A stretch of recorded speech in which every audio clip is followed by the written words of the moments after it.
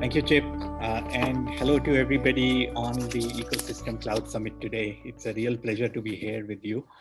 I'm really excited about the panel sessions that follow mine, and I'm eagerly looking forward to hearing them share their own expertise as they are executing some of the world's leading partner programs.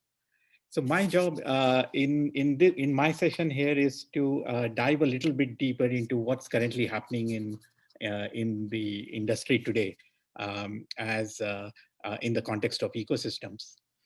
And I am really happy to share with you that this year that the industry is abuzz with ecosystems, and all the companies are actively actualizing their ecosystems, either participating in somebody's coordinated ecosystem or getting their own started. And this is especially an exciting period to be.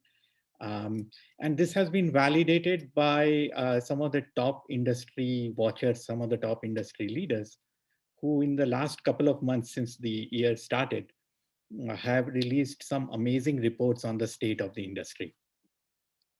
So Gartner, in a report that got released last week, talks about how disruption is getting created by developing an agile approach or to partnerships where partners are layering on each other's offerings to create innovative solutions that ultimately give customers a lot of choice and deliver value to the customers. In fact, Accenture in a report, in a fantastic report that I urge everybody to read, that was released earlier this year in the technology vision for 2021, they point out that ecosystems going from me to we is one of the defining characteristics for this year, the way they see it as they are working with their clients and surveying the market.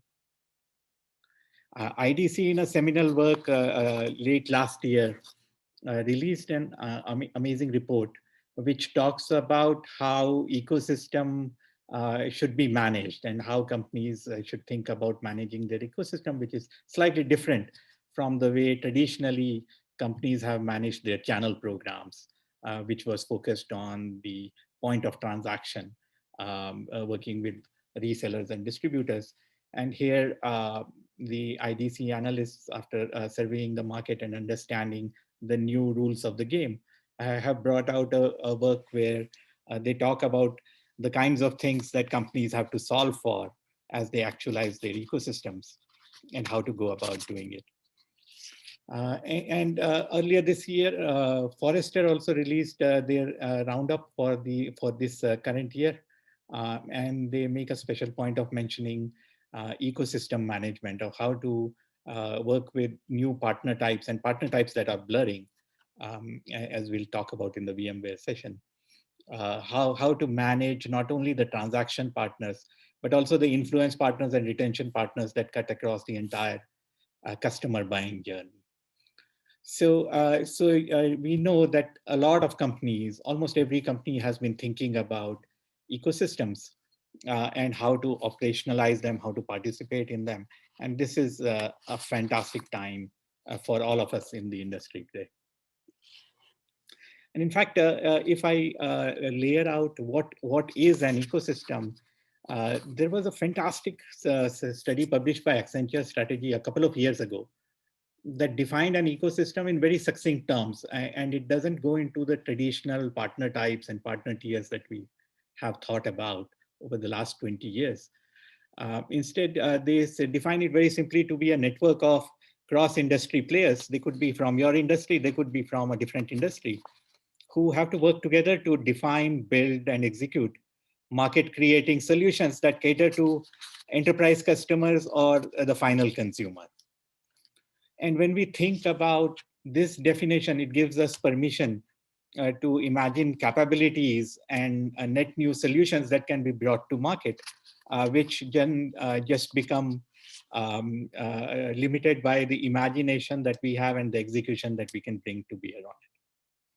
And in this context, at WorkSpan, our mission has been, since we were founded in 2015, about 6 years ago, to put in place and be the world's trusted ecosystem network that enables businesses to connect with trusted partners to create value and abundance together. And in this mission, we have been lucky enough to work with some of the industry's leading companies who have thought about and lived partnering for a long period of time. And we are witnessing firsthand how these companies are going about executing on the ecosystem promise. And as Jay McBain at Forrester says, this is the decade of the ecosystem. I'm sure every company in the world today is thinking about their ecosystem strategy. How do they plug into existing ecosystems or manufacture or create their own ecosystems, which consists of defining which partners they work with, what markets they cater to, what offerings they will bring to market.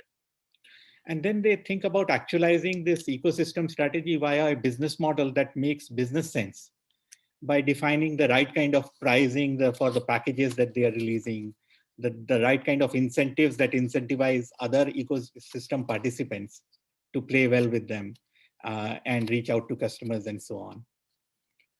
But the most exciting part of this is to execute the strategy and the business model. Companies have to think about how to put in an operating model that allows them to be agile and responsive as ecosystems and market conditions change, to make it secure so that they can work in confidence that their intellectual property and their key assets are being securely shared in the ecosystem, and make sure that this is scalable so that success begets more success, and be able to scale elegantly as as success happens in the against the strategy and the business model that has been defined.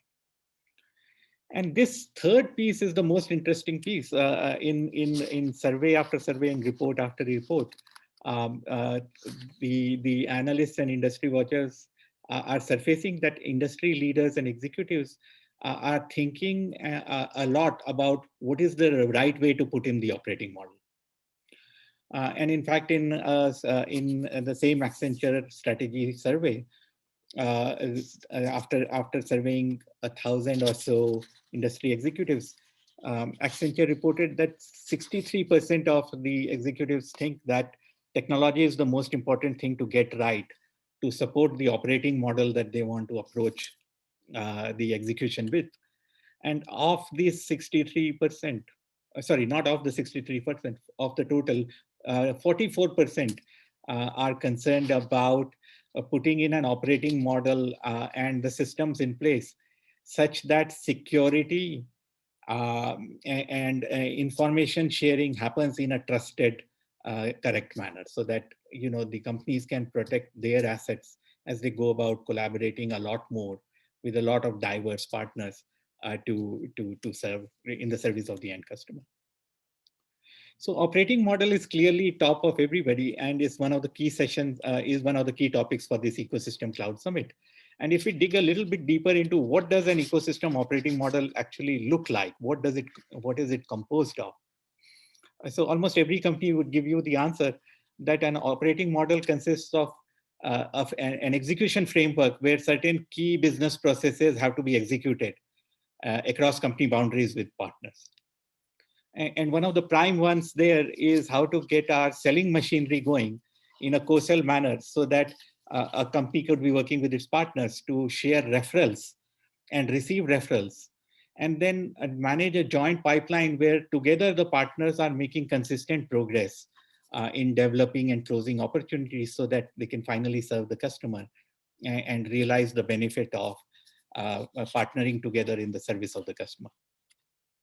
So one of the key elements of the operating model is managing referrals and opportunities so that we can have a consistent high win rate across a variety of partner types. And as we all know, there are two industry workhorses that companies use to operate and fill up the top of the funnel so that the funnel stays consistent and growing as year after year.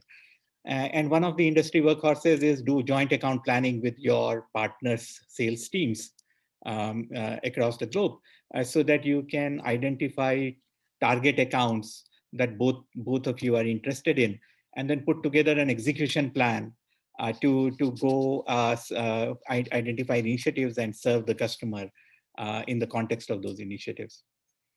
And the second industry workhorse is do joint marketing, do demand generation activities with your partners, so that there is a consistent lead generation machinery that then gets fed into the top of the funnel that eventually gets converted into referrals and opportunities. And both of these things are not happening in a vacuum. They're happening around joint solutions that have been defined between the company and each of its partners, that are active in the market, that are certified and enabled. Both companies are enabled to service the customer around these joint solutions. And these joint solutions, evolve. They're not static. New elements become available on either side of the company boundary. And so these solutions have to be consistently maintained. People have to be certified, so that demand is generated in the right context and then serviced in that same context.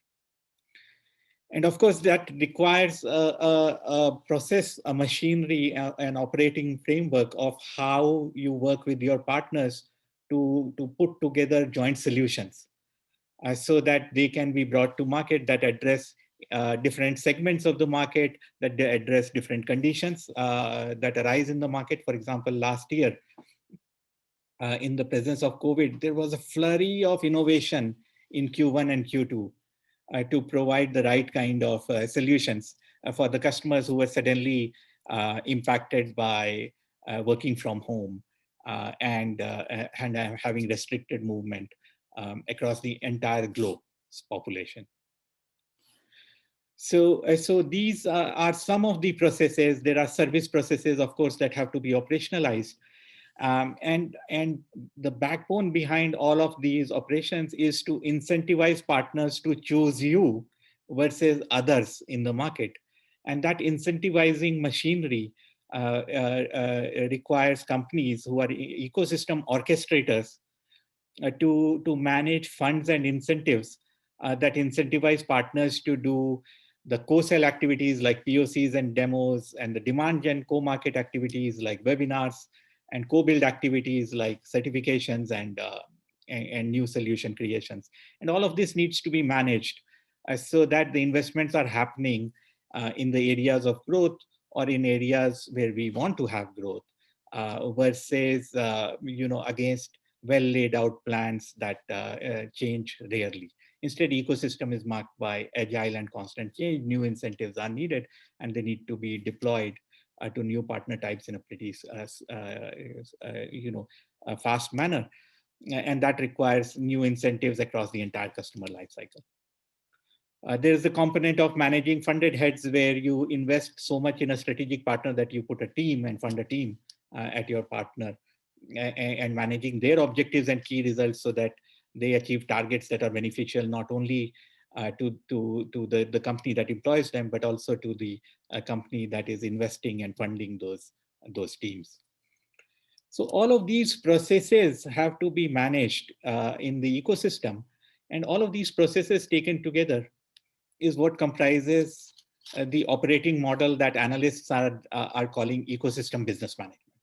So when you think about managing your ecosystem business, these are some of the processes and a few more that you have to figure out how to put in place so that you can scalably guide execution with your partners. And this ecosystem business management framework is needed not only for people who are orchestrating an ecosystem, but also for people who are participating in multiple ecosystems. So for example, we have customers who participate in multiple ecosystems, and they receive and are eligible for incentives from multiple companies for the activities that they're doing to promote their own interest and the ecosystem orchestrator's interest, that they receive so much funds that they desire now to have a management platform that manages all the incoming funds, so that they make sure that they don't leave money on the table for the work that they are anyway doing. And in making sure that they can collect a lot of this money, they serve their own company by improving the bottom line of the company. It goes directly into the profitability model of several of these partner types that are participating in multiple ecosystems.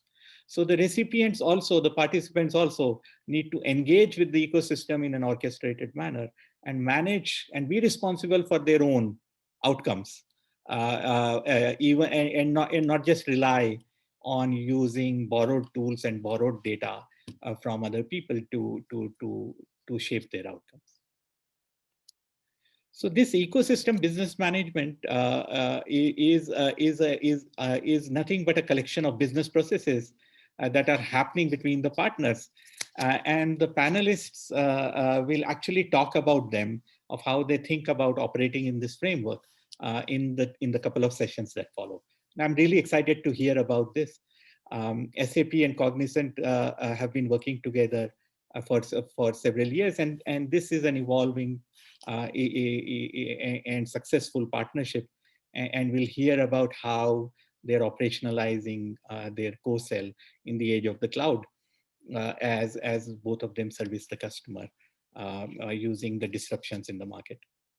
And in the VMware session, we are honored to be hearing from VMware, one of the industry leaders, as they operate in the ecosystem model and make sure that the right partners are incentivized to do the right things across the entire customer lifecycle.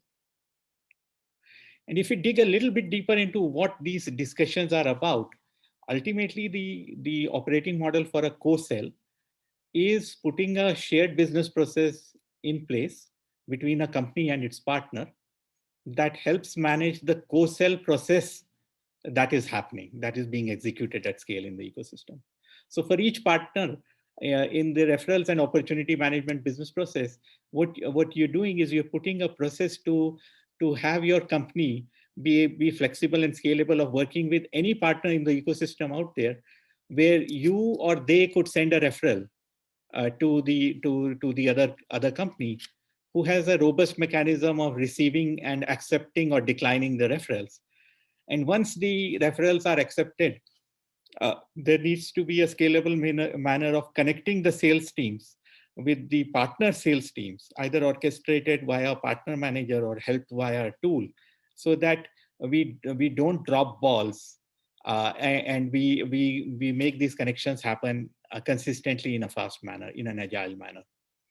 And then the role of partnering teams is to assist the sales team in making consistent progress on these deals as the teams engage in co-selling, so that partnering actions are recorded and followed up upon and delivered, so that the customer doesn't see a skipped beat.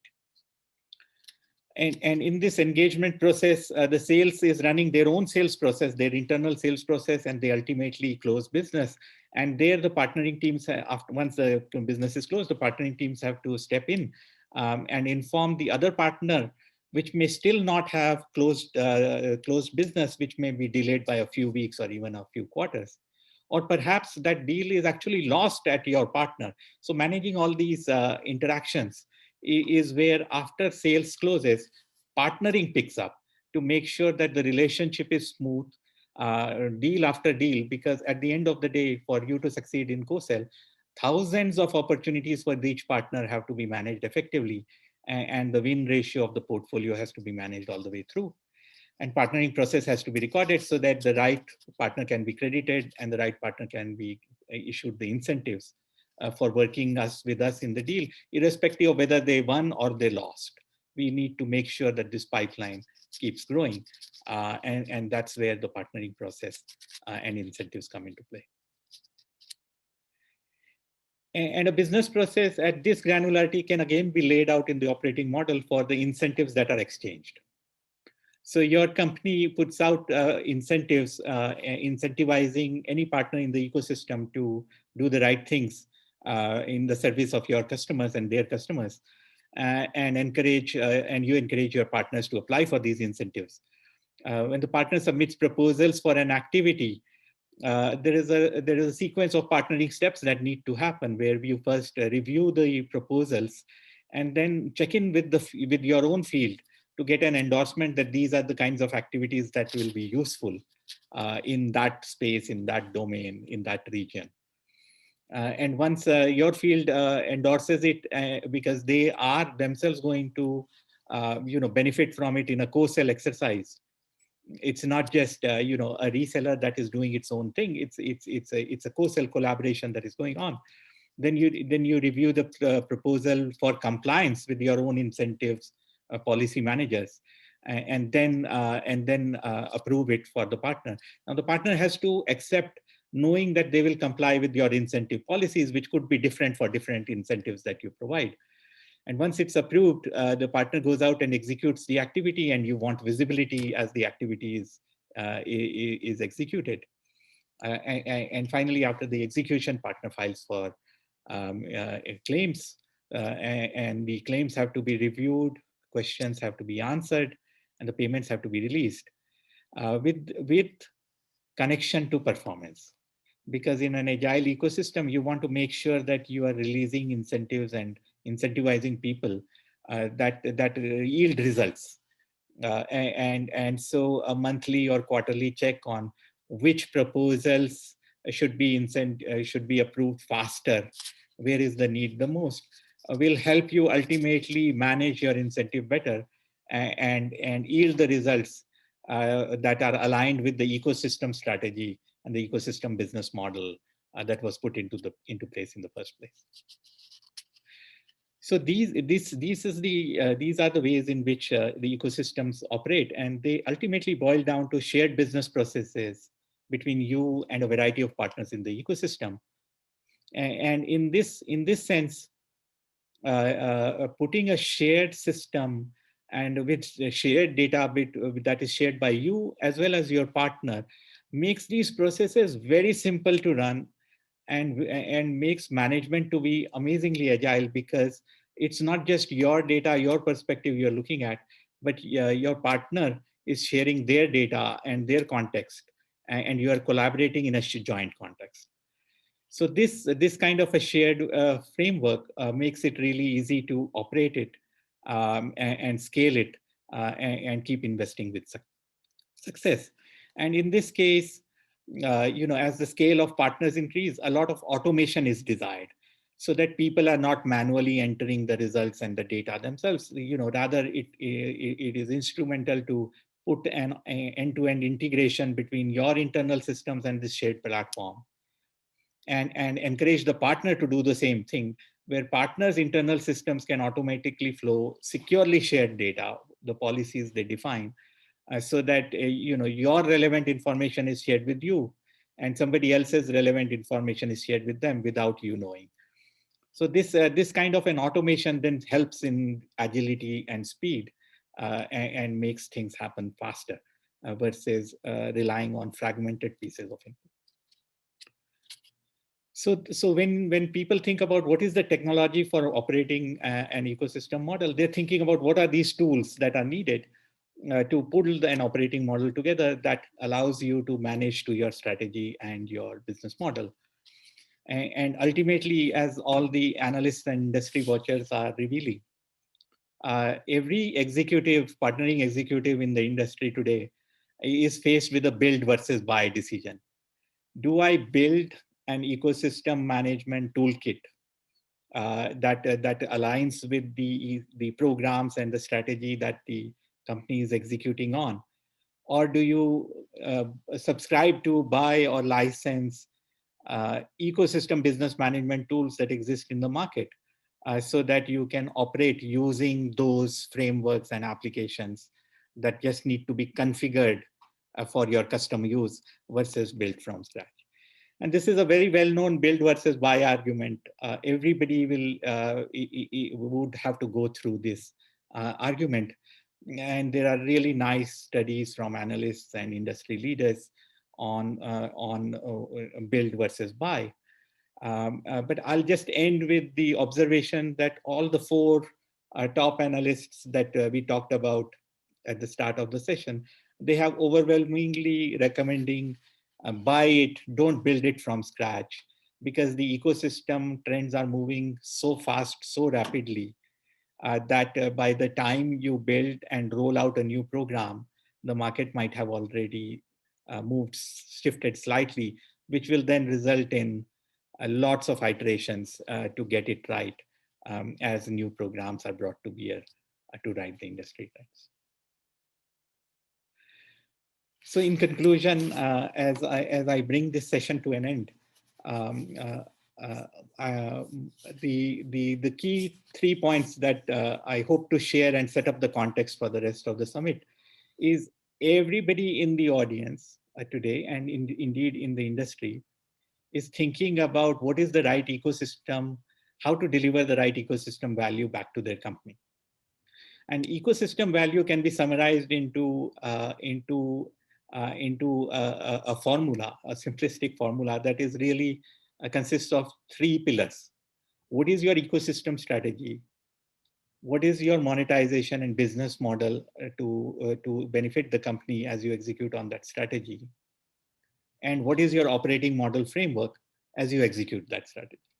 And this then feeds a virtuous loop where strategy gets fine-tuned, business models get fine-tuned, and execution gets refined. And as we all know, execution is key. And execution in the ecosystem consists about identifying which partners will play what role across the customer lifecycle and putting in the mechanisms to work with those partners. And the mechanisms are, what is the shared process that you put in between yourself and your partners? What is the shared data that you both share with each other? Because ecosystems is not about one company dictating the rules and everybody following them. It's about making conscious choices on both sides of the aisle so that both interests are served while servicing the customer's interest. And as you think about putting this operating model into place, think about how you'll allocate the partnering budgets towards putting the ecosystem tools into place. And the suggestion, the consensus that is emerging is buy those tools rather than custom build those applications to serve these new use cases.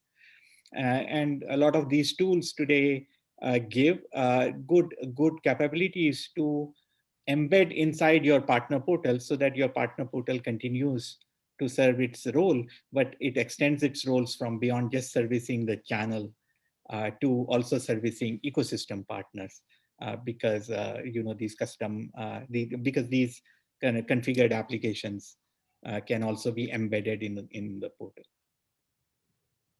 So those were the thoughts I wanted to share with you this morning. Thank you for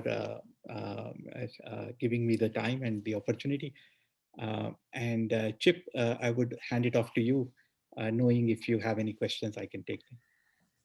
Mayank, thank you. That was terrific. And we do actually have a question, but in the meantime, also, anybody else have any questions, please either put it in chat or raise your hand. Love to have to hear some of you. But the question that came in chat was, Mayank, what are some of the kinds of best practices that are pre-configured in WorkSpan? I'm assuming. So yeah. So there are 6 or 7 things that can be configured right out of the box that we found are industry best practices. One is defining, what is the what are the amount of data model, what are the elements of data that you want to share or receive from the partner.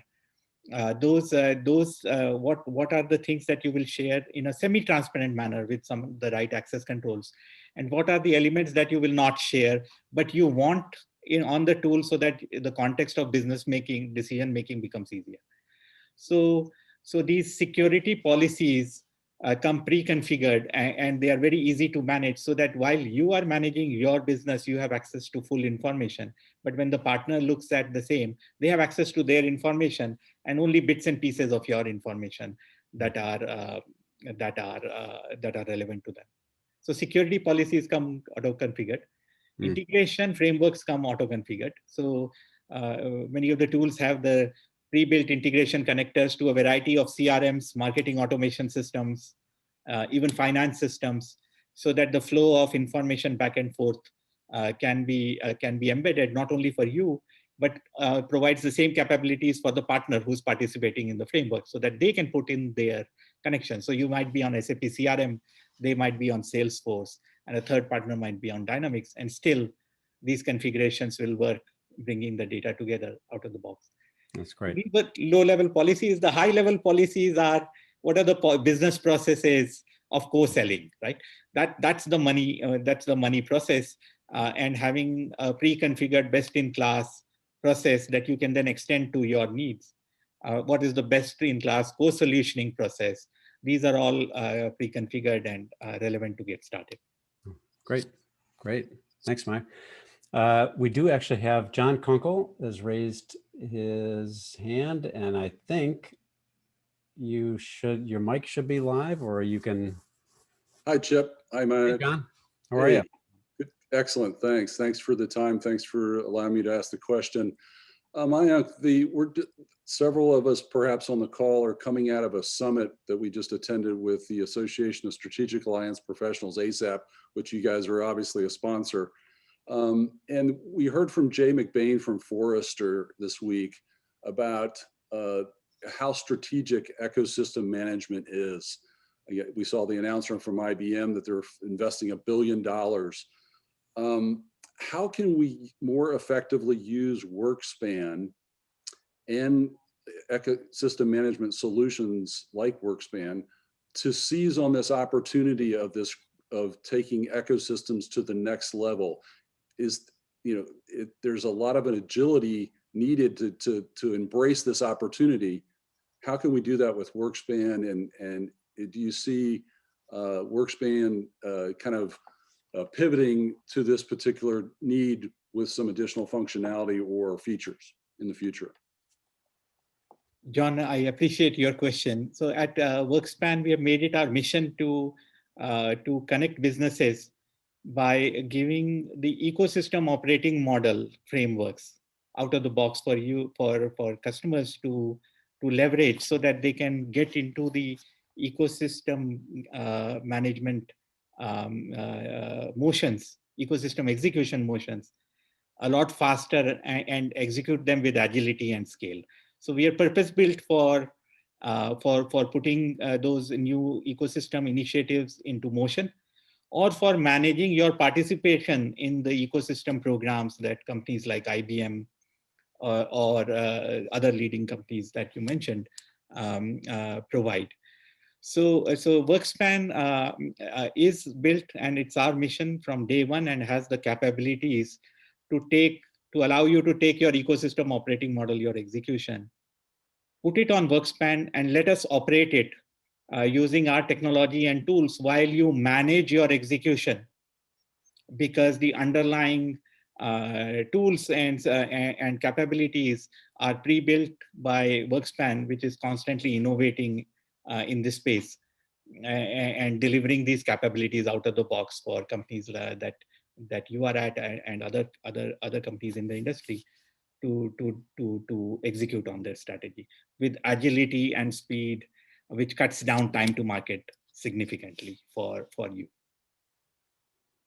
Excellent. Thank you very much. Thanks for your question, John.